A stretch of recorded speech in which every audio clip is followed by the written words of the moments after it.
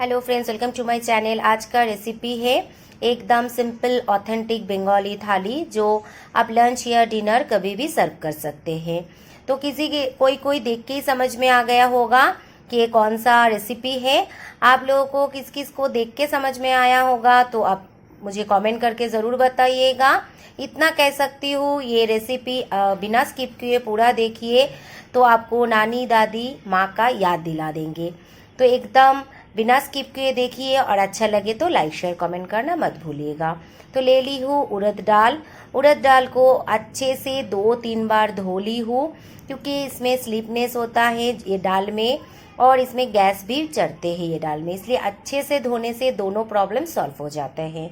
तो वो पानी भी मैं फेंक दी थी और अच्छा पानी से इसे डाल के हल्दी नमक डाल के इसे एकदम हाई फ्लेम पे और 3 से 4 लो फ्लेम पे, मतलब टोटल 4 से 5 विजिल हमारा इस दाल में लगेगा।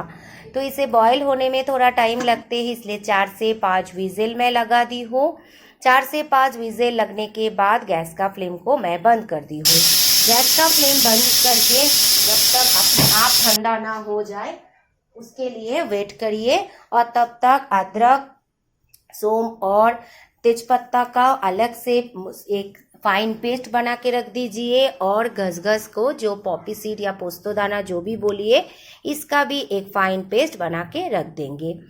तो मैं सिलबट्टा में पेस्ट करूंगी क्योंकि सिलबट्टा में पेस्ट करने से एक ऑथेंटिक फ्लेवर आएगा। तो इसीलिए मैं दोनों को ही अलग अलग पेस्ट मैं बना के रख दूंगी। तो ये जो रेसिपी है ना, ये मेरा नानी बहुत बढ़िया बनाते थे। मैं नानी के घर में कभी भी जाती थी तो ये ब्यूली दाल और आलू पोस्तो खाने का मैं डिमांड करती थी। तो देखिए दाल हमारा बॉयल हो चुका है, तो देख के ही पता लग रहे हैं ये एकदम सॉफ्ट हो चुका है।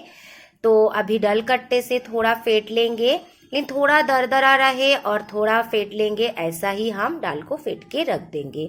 तो साइड में रख के अभी एक कढ़ाई चढ़ा देंगे और कढ़ाई में थोड़ा सा तेल डाल देंगे। थोड़ा सा तेल डालने के बाद तेल गरम हो जाए, मैं सरसों तेल से ही बनाई थी क्योंकि ये सरसों तेल से ही फ्लेवर अच्छा आता है। उसमें डाल दीजिए सूखा मिर्ची और सौंफ का तड़का। सौंफ का ही तड़का लगाइए, कोई और तड़का लगाने से जो ऑथेंटिक फ्लेवर है वो नहीं आते हैं। तो सौंफ और मिर्ची का थोड़ा कलर चेंज हो जाए उसके बाद इसमें डाल दीजिए हरी मिर्ची। हरी मिर्ची डालने के बाद उसमें डाल दीजिए दाल को डाल के मैं कुकर को धो के थोड़ा सा पानी इसमें ऐड की थी और अच्छे से एक उबाल आ जाए उसके लिए वेट करूँगी। और दाल को मैं चेक कर ली थी, थोड़ा नमक कम था, मतलब नमक दे के ही बॉईल की थी, थोड़ा सा कम था तो बाद में मैं थोड़ा सा नमक इसमें ऐड की थी। तो अब चेक कर लीजिएगा और दाल आपकी मेज़रमेंट के तरह ही लीजिए। मैं जितना दाल बनाई थी उसमें 3 से 4 जन को आराम से खा सकते हैं। तो इसमें सौंफ और अदरक और तेजपत्ता का जो पेस्ट हम बना के रखे थे वो डाल देंगे और प्लेट को धो के थोड़ा सा पानी। तो इसके डालने के बाद जस्ट 2-3 मिनट हम उबाल के रख देंगे। दाल ज़्यादा एकदम, मतलब जब हम फेंटे थे ना एकदम थोड़ा दरदरा थे तो ही अच्छा लगता है। तो 2-3 मिनट उबाल आने के बाद सर्विंग बोल में सर्व कर देंगे। ये जितना खाने में अच्छा लगते हैं ना, एक बार ट्राई कीजिए फिर मुझे कमेंट करके आप बताइए। बहुत बढ़िया था।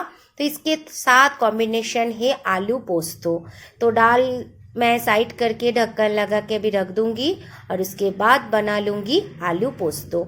आलू पोस्तो के लिए आलू मैं कट करके पानी में भिगा के रखी थी और सरसों का तेल देके उसमें नमक और हल्दी दे दी थी। नमक हल्दी देने से आलू या कुछ भी फ्राई कीजिए, अब जब डालेंगे तब ज़्यादा चटेगेगा नहीं। तो इसीलिए हल्दी नमक डालने के बाद आलू जो पानी है वो पानी को फेंक के आलू को इसमें डाल दूँगी। आलू डालने के बाद आलू को थोड़ा फ्राई कर लूँगी। उसके बाद ढक्कन लगा के एकदम जब तक आलू हमारा सॉफ्ट ना हो जाए तब तक हम फ्राई कर लेंगे।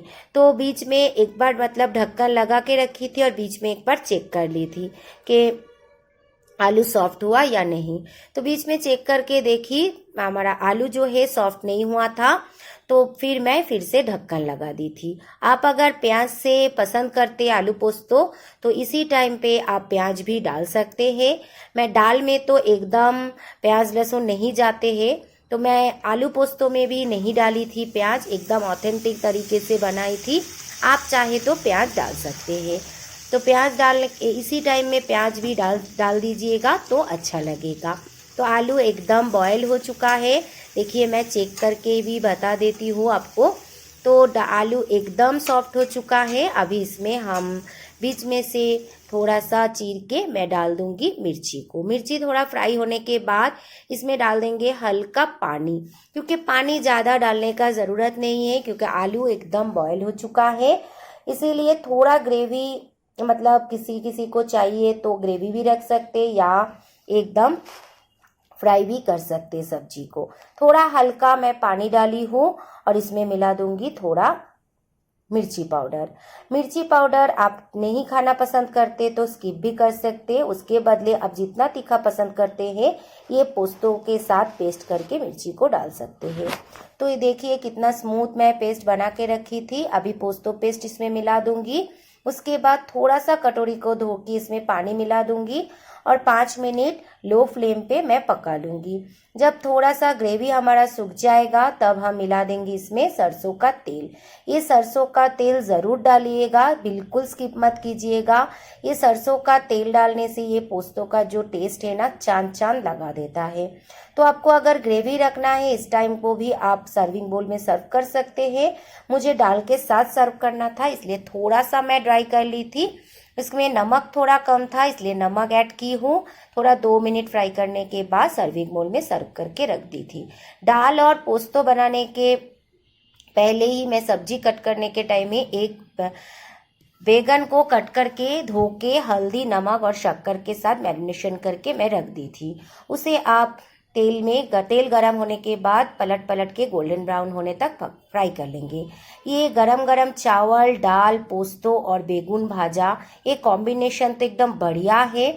आप लोगों में किस को ये कॉम्बिनेशन पसंद आए या रेसिपी पसंद आए मुझे कमेंट करके ज़रूर बताइएगा। अच्छा लगे तो लाइक शेयर कमेंट के साथ साथ मेरा चैनल को सब्सक्राइब कर दीजिएगा। थैंक